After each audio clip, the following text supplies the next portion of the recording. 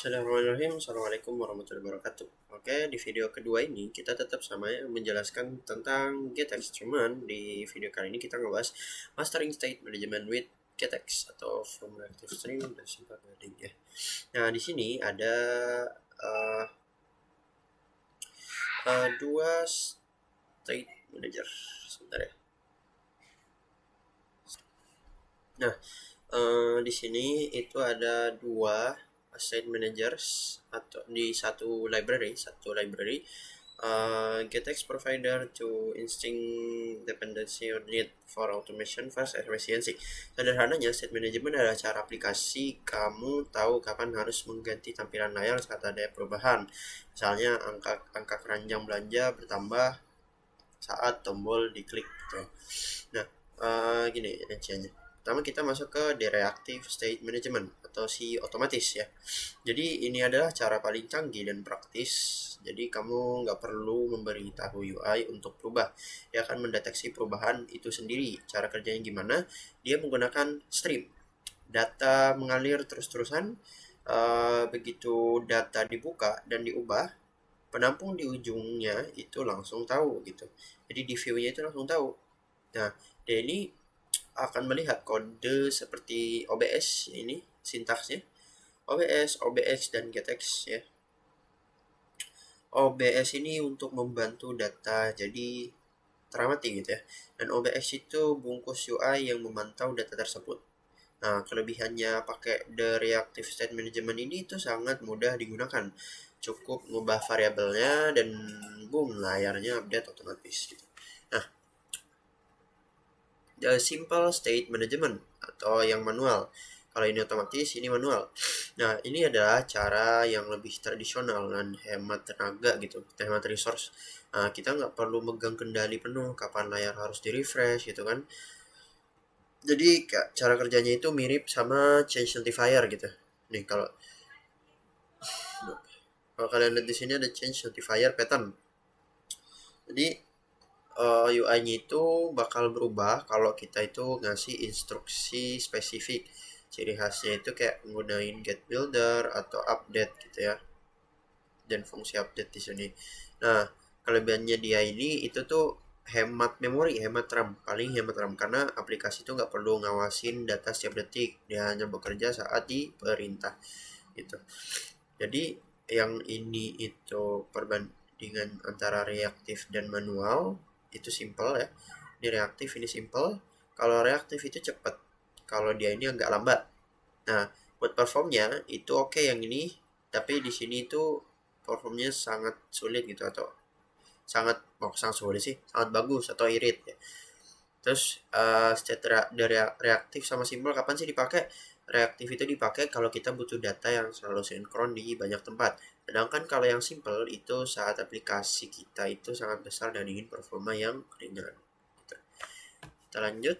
Di sini ada acceleration the setup. Ini gampang aja ya, maksudnya ini tuh kalau misalnya kita mau membuat sebuah GetX application tanpa harus kayak tambahin dependensi di sini itu ada yang namanya get set kalau nggak salah. Oh, kebetulan di sini kita pakainya sabar ya. Coba kita lihat di sini offset error.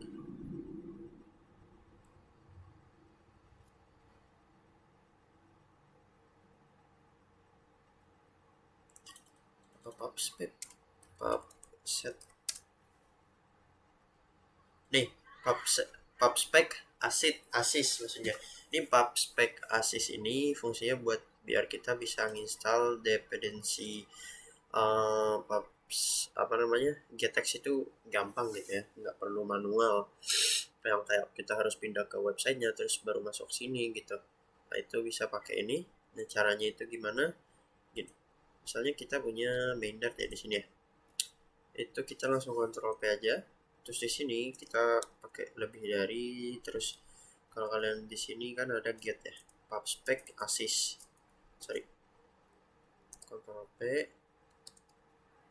pub spec asis ini ya. Udah update dependency, terus langsung tulis get aja, enter. Nah, maka dia bakal nge-download si get text itu secara otomatis gitu. Ini kita gedein aja deh. Nah, nanti dia bakal ada di pubspec YAML ini. Nah nih kita lihat 473 di sini udah ada get nih. Jadi itu cara cepatnya. Nah terus kita coba lanjut lagi. Di sini ada the magic of 3-letter .obs, transform data variable to stream system. Ini yang kemarin kita sudah bahas ya di video sebelumnya menggunakan getX reactive. Terus di sini listening to change with OOPX. Terus ini gimana?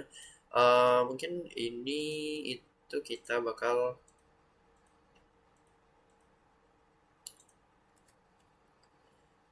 aplikasikan saja langsung ya ke sini. Jadi kita bakal ngebuat kodenya langsung, contoh case-nya di codingan kita. Oke, mari kita mulai dulu. Jadi gini,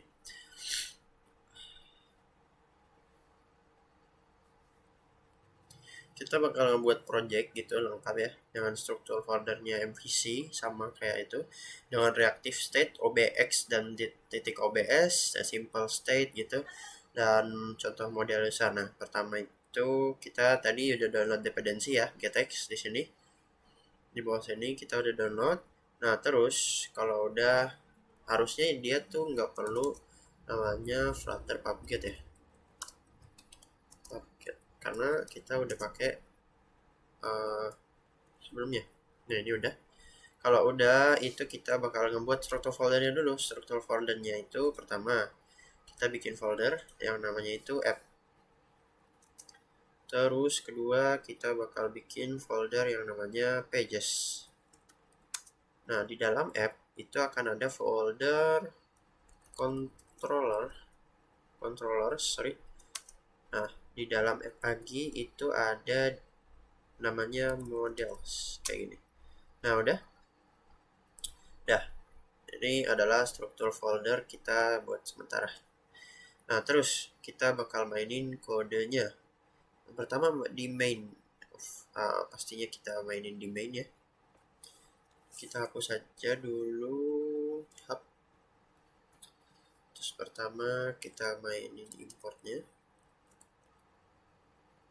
void main run my app. Di sini itu kita nggak pakai override.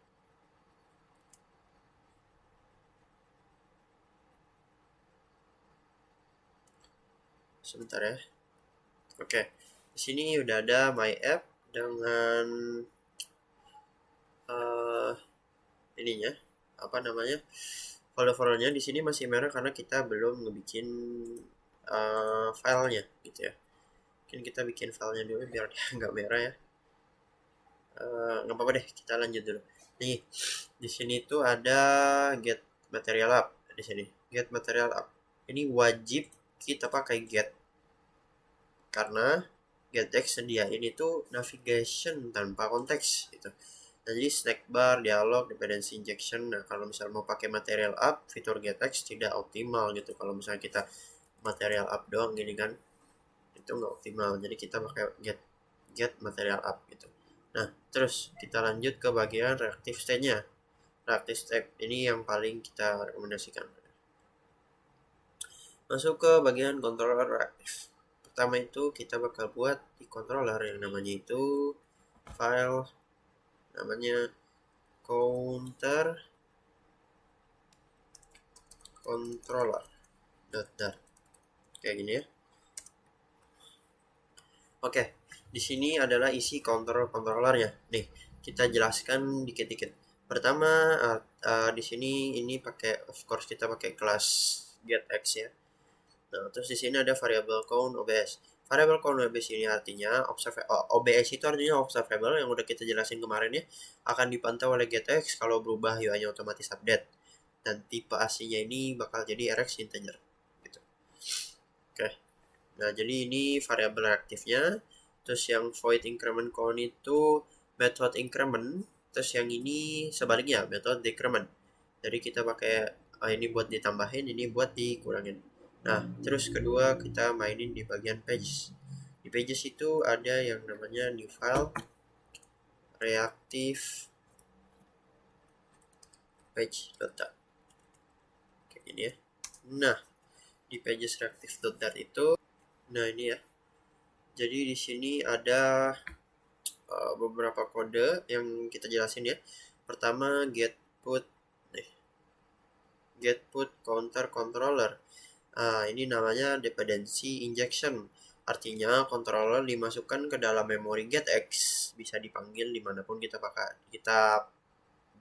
bisa dipanggil dari mana saja pakainya gitu.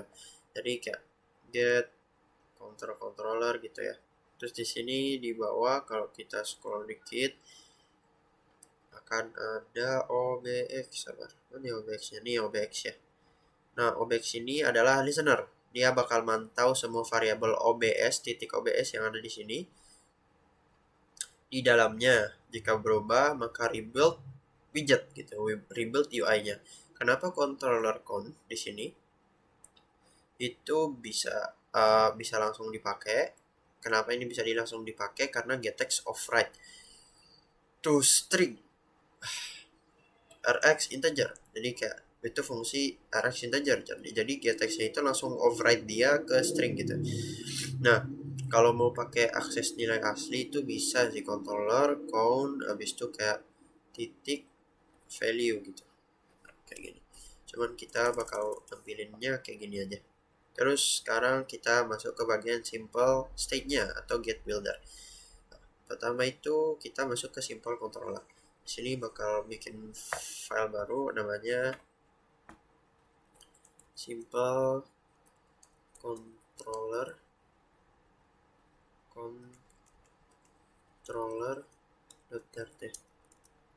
Nah, di simple controller.dart ini ada ini ya. Nah, ini simple controller extend getX-nya.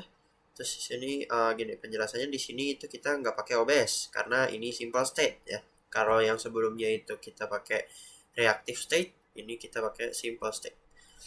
Mirip kayak notifier listener, tanpa update UI tanpa update UI nggak bakal rebuild gitu. Terus kita bikin page-nya, new file. Terus kita masukin simple page.dart. Oke, ini udah ya. Ini adalah isi dari simple page.dart-nya. Oke, kita jelasin dikit-dikit. Pertama di sini ada sekali lagi, ada get builder simple controller. Kalau kalian lihat, nah jadi berfungsi seperti listener manual, rebuild hanya jika update dipanggil gitu. Nah, di sini ada ini simple controller atau menginisialisasi controller dari sini ya, simple controller. Terus di bawah ada get find ya, sebentar. Ini get find simple controller, mencari controller di memori. Di sini decrement, di sini decrement ya. Jadi gitu. Terus sebentar ya. Ini masih belum, nggak apa-apa. Terus di sini kita tambahin, di sini kita masuk ke bagian reactive model atau lebih advance-nya ya, yang sebelumnya tadi. Di sini kita bikin file di dalam model yang namanya itu user model.dart. Oke, ini isi user model.dart. Terus kita bikin lagi model di controller.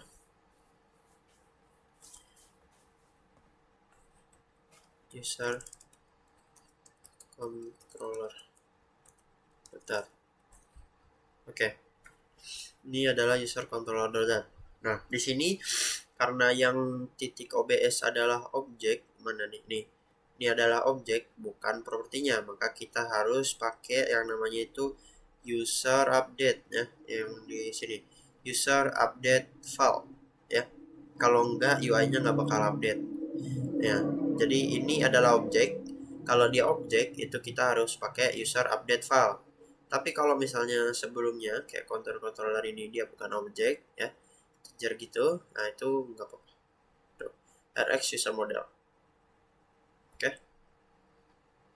Nah, terus di sini di bagian pages itu kita bakal tambah yang namanya user pages.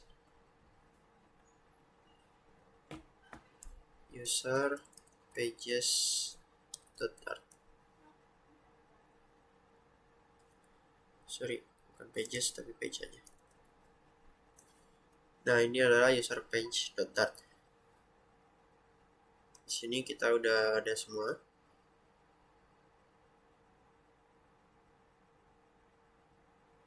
Nah, jadi sebentar.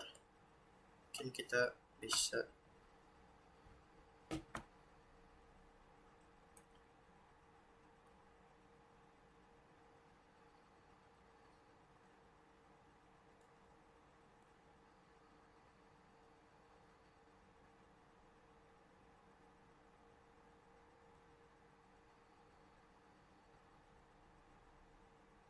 tunggu bentar. Kita hot restart dulu. Nah, oke, mungkin menjelaskan perbandingan simpelnya ya, reaktif dan simpel. Nah, kalau di reaktif itu kita pakai titik OBS, itu kalau di simpel kita nggak pakai titik OBS. Kalau di reaktif itu pakai OBX, di simpel itu kita pakai get builder gitu. Nah, terus kalau pakai reaktif itu nggak perlu update, tapi kalau simple itu wajib update ya, kayak gini nih. Nah, terus kalau reaktif itu dia lebih otomatis, tapi yang simple itu lebih ringan. Jadi reaktif itu secara garis besar cocok buat project besar, sedangkan yang simple itu cocok buat UI sederhana. Jadi kalau misalnya emang yang sederhana aja, itu kita pakai yang